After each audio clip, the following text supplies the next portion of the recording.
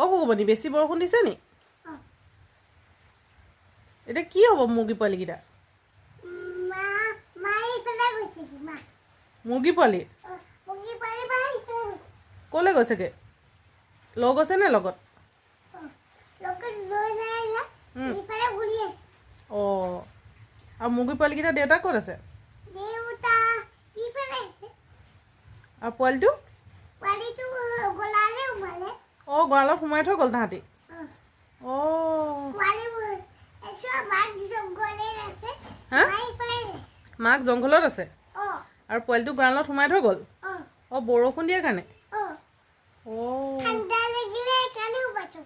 অঁ পোৱালিটো ঠাণ্ডা লাগিলে